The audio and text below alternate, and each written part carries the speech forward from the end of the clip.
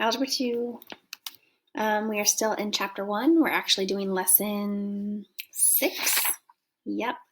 Performing operations with complex numbers.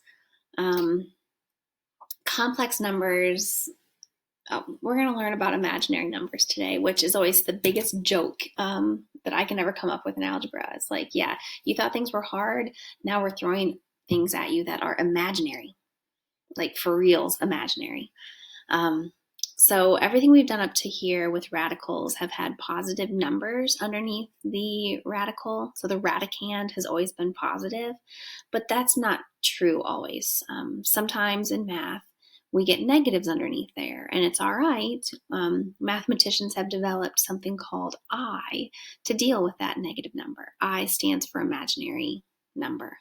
Let's read. Not all quadratic equations have real number solutions. For example, x squared equals -1 has no real number solutions because the square of any real number x is never a negative number.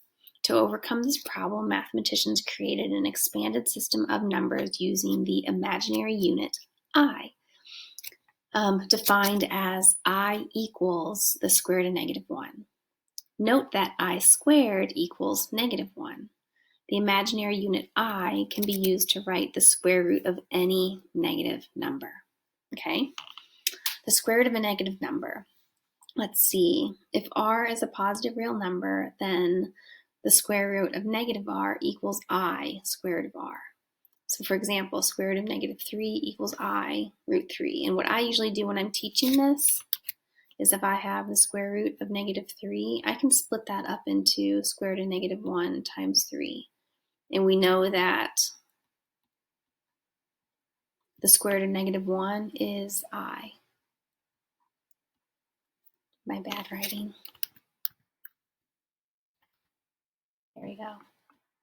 Okay, that's usually how I break it down to start out with.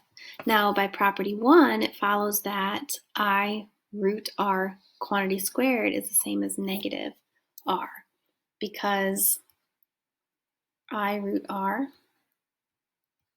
quantity squared, I can distribute that square. I squared root r squared.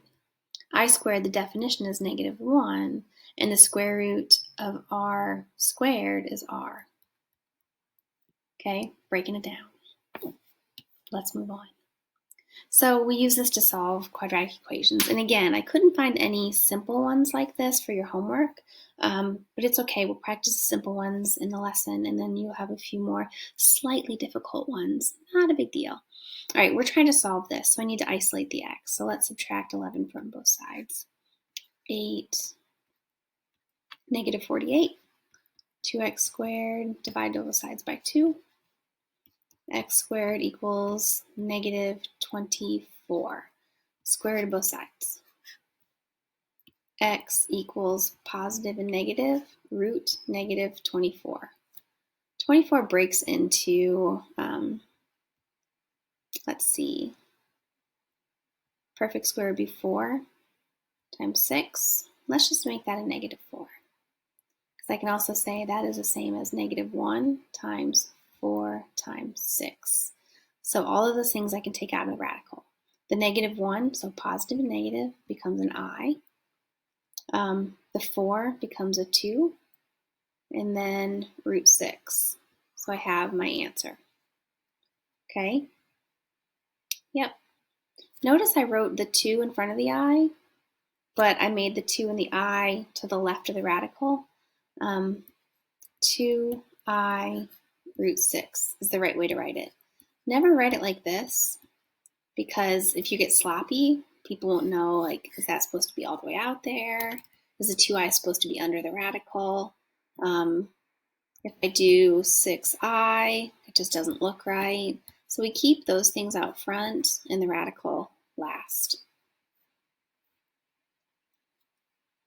Okay, a little bit easier than our first example. I take the square root of both sides. X equals plus or minus root -13, which is the same as -1 times 13, which is the same as plus or minus I root 13. Square root of both sides. X equals plus or minus negative 38. I think that's divisible by a perfect square. Embarrassingly enough, I'm going to check. Nope. 38. Nope. Maybe not. Nope. So our answer is just plus or minus I root 38. I could just check the answer in the book. Yep, that's the answer. All right. Again, I'm not going to do all of these. There's like 6 guided practices. Let's see, number 3. So I'm going to give you some answers. 2I root 2. 2I root 7. Number 5. 2I root 2. Oops. Plus or minus I root 6. Yep. All right, so complex numbers. Complex number is written in standard form when it's a plus bi, okay? Where a and b are real, and a and b are real numbers, so the number a is the real parts of the complex number, and then the number bi is the imaginary part. So a complex number is written with real parts and imaginary parts. Crazy, I know. If b doesn't equal 0, then a plus bi is an imaginary number. If b equals 0, then the I is gone, so it's just a real number. Let's see. Pure imaginary number. The diagram shows how different types of complex numbers are related. It's like an interesting Venn diagram up there in that corner of the paper. 2 complex numbers, a plus bi and c plus di, are equal only if a is the same as c and b is the same as d. For example, x plus yi is 5 minus 3i, then x equals 5 and y equals negative 3. Okay? Not too bad. If I look at this up here, the real numbers are the real parts. It's the a. Okay, they're real. They're the things I can put in as a. This is irrational. That's irrational, but it's real. Imaginary numbers. 2 plus 3i, 5 minus 5i. All right? So pure imaginary numbers don't have any a parts. The a is 0, but the b is not 0. So pure imaginary numbers don't have the real part, okay? It just has the imaginary part. I'm looking at the vocabulary up here. All right, let's see what we can do this. Now, sums and differences of complex numbers, it works just the same as things with variables. We can only add the real parts together. So sum of complex numbers, we add a and c. We add bi and di. We collect like parts. And then subtraction is the same. So we subtract a and c, and we subtract bi and di. Never thought you'd be adding and subtracting in Algebra 2, did you? All right, so let's go ahead and work through these. I have addition, so I'm just going to add the real parts and add the complex parts, the imaginary parts, I'm sorry. A negative I and a positive 4i would be a positive 3i. Let's see, 7 minus 3 is 4. Negative 6 minus a negative 6. Negative 6i minus a negative 6i is plus, and it goes away. It cancels out, it doesn't go away. Okay, wrong word. All right, here I've got a negative in front of this parenthesis. I'm not sure what to do with it, so I'm going to distribute that negative so I can work the problem a little bit easier. 10 minus 6 is 4. Negative 7i, positive 4i is negative 3i. Okay, and this is standard form. The real part comes first and the imaginary part comes second. Let's check our answers. Make sure I didn't make any silly mistakes. Yep, and yep. Okay, I'm going to write down the answers. Okay, it's probably going to take just as long as if I had done the work. 3 plus 6i, negative 5 plus 9i, negative 10 minus 10i. You can always push pause on those if you need to write them down. All right, so let's get into using addition of complex numbers in real life. Circuit components such as resistors, inductors, and capacitors all oppose the flow of current. This opposition is called resistance for resistors and reactance for inductors and capacitors. A circuit's total opposition to current flow is impedance. All of these quantities are measured in ohms. Ohms. All right, so here I have a circuit. I have a resistor, which is 5 ohms of resistance, an inductor, which is 3 ohms of resistance, reactance. And here's a capacitor, and it's 4 ohms of reactance.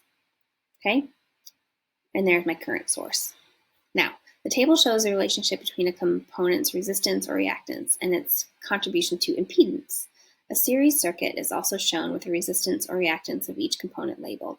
The impedance for a series circuit is the sum of impedances for the individual components. Find the impedance of the circuit shown above. Whew.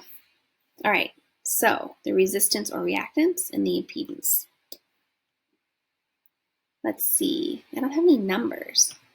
Oh yeah, we do. It's here. All right, so this is what we have. Let's see. The resistor is 5 ohms. That's beautiful. The inductor is 3 ohms, and the capacitor is 4 ohms. So what do I need to do here if I'm trying to find the impedance?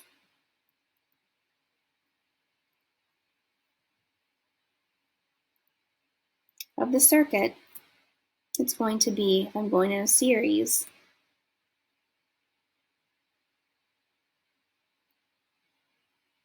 impedance is right here. So it's my resistor, which is 5 ohms, plus my inductor, which is 3i ohms, plus my capacitor, which is negative 4i ohms. So I collect like terms, 5 minus I ohms. That was a lot of words for a very simple problem. I hate problems like that. So many words, but such a simple problem. And I don't know why I have this here again. Still going, still scrolling. Apparently, it was harder than it seemed. All right, multiplying complex numbers. Okay, think about it. This is sort of the same as the complex conjugate pairs we learned in the last lesson, where if I multiply a root times a root, it sort of makes the root go away. It doesn't make the root go away. It actually cancels, but it's the same with the i's. So to multiply two complex numbers, use the distributive property or the FOIL method, just as you do when multiplying real numbers or algebraic expressions. Right? So here I'm going to distribute. So I get negative 24i, and then plus 4i squared. Now we know that I squared equals negative 1. So I need to substitute that out.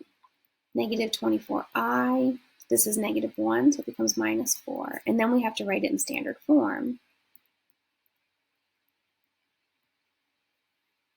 Not rocket science, okay? Still, you have to keep everything straight. So here I'm going to FOIL. Negative 36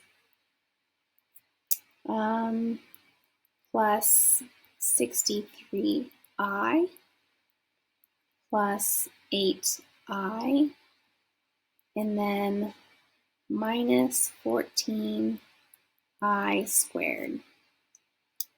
Okay, I'm going to write down all the steps as we begin. Collect like terms. 63 plus 8 is 71. Yep, I used my fingers. Just wanted to double check. I could have grouped. And then I squared is negative 1, so that becomes a 14. And And now we have to collect those like terms. Negative 36 plus 14 is negative 22 plus 71i. Let's check my answer. Negative 22, 71i. We got it. Look, we have another page to do our work. Now, I compared multiplying numbers with I to complex conjugates because I can also not have imaginary numbers in a denominator. So I need to use that complex conjugate trick tool to rationalize those also. So this says two complex numbers in the form a plus bi and a minus bi are called complex conjugates. You'll hear me say complex conjugate pairs. The product of complex conjugates is always real number. For example, I'll write it big out here. 2 plus 4i times 2 minus 4i. If I FOIL these, I get 4 outer, inner, and last minus 16i squared. Okay, simplify, those cancel. This becomes a positive 16, and then I collect like terms, and I get 20. Okay, it's always, I end up with a real answer. Okay, you can use this fact to write the quotient of two complex numbers in standard form. So here, I have to get rid of that denominator. So, oops. So let's rewrite it so I can work on it. 1 minus 4i. So I'm going to multiply by that complex conjugate pair. But I'm going to do 1 minus 4i over 1 minus 4i because this is the equivalent fraction of 1. And in algebra, I can multiply anything by 1, and it's a valid move. Okay? I'm not cheating. I'm not breaking any algebra rules, right? So first, let's see, we'll go out here. 1, and then outer. Oh, I made a mistake. So sorry. You guys are probably thinking, Miss Carly, what you doing? Outer is positive 4i, inner is negative 4i, and last is negative 16i squared. If I do the numerator, first is 7. Outer is going to be positive 28i, inner is positive 5i, last is positive 20i squared. All right, I'm going to go under to keep working. Numerator, I have 7. 28 plus 5 is 33i, and then 20i squared is minus 20. Denominator, that cancels. I get 1 plus 16. Keep on simplifying. 7 minus 20 is negative 13 plus 33i. Notice how I put it in standard form. 1 plus 16 is 17. Check the answer in the book. And we got it right. They did write theirs like this.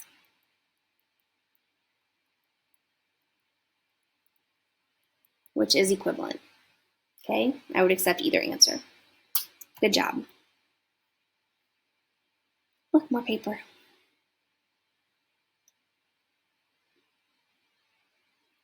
That was it for guided practice. Nope. So what if it, we're not going to do this one. I mean, the answer is 5 minus 4i. You can go back up to that slide and look at the numbers and see where they lead. It's fine.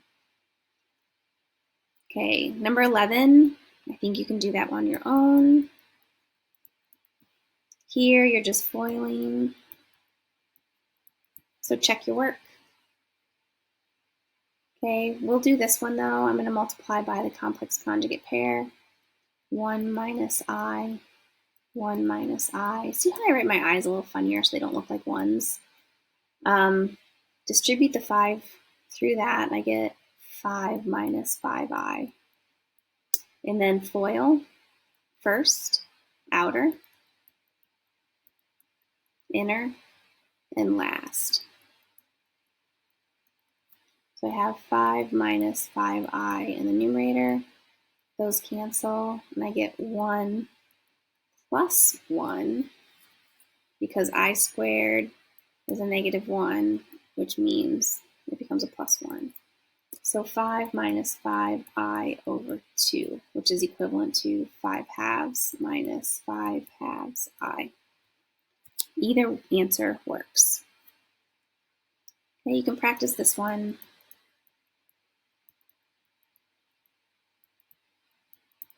Cool? Awesome. This next part, plotting, we have 2 more examples. So first we're going to plot complex numbers, and then we're going to find absolute values of complex numbers. Okay, both aren't too awful. So just as every real number corresponds to a point on the real number line, every complex number corresponds to a point in the complex plane. As shown in the next example, the complex plane has a horizontal axis called the real axis and a vertical axis called the imaginary axis. So to plot these, we really plot them separately. So if I look at A, let's fun green now, let's do something a little brighter. If I look at A, on the real axis, I have a 3. So I'm going to go over here and 1, 2, 3. And then on the imaginary axis, I go down to 1, 2. That's why it's there. I know it's a little weird, but not difficult, just different.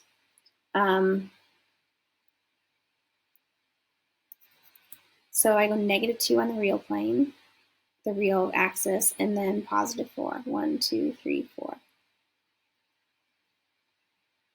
Green. Okay, negative 4. 1, 2, 3, 4, and down 3. Easy peasy. So quickly moving on, the absolute value of a complex number, z equals a plus bi, is denoted absolute value z, is a non-negative real number defined as the square root of the real part squared plus the imaginary part squared. All right, and we could prove this with Pythagorean theorem, where a is how far you're going to go over a squared, and then b squared, because Pythagorean theorem is a squared plus b squared equals c squared. So the absolute value is a distance, and we would just take the square root of that to get z. That was the proof in 2.5 seconds. Not exactly good. So finally, the absolute value of this, we just take the absolute value is the square root of the a squared plus the b squared. 16 plus 9 is what? 25. So it's 5. So that just means if we plotted it,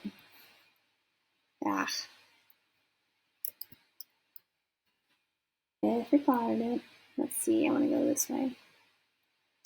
1, 2, 3, 4, and then 1, 2, 1, 2, 3. That's if I were plotting it on the complex plane. The absolute value is the distance from here to here.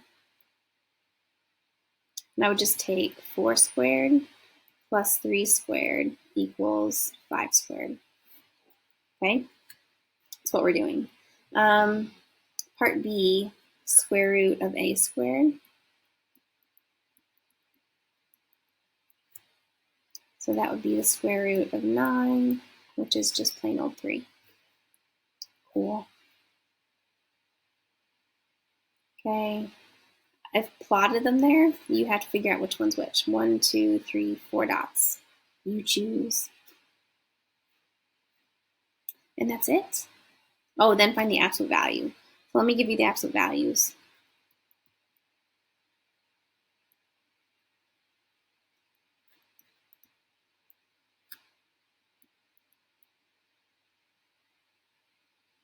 All right, that's it.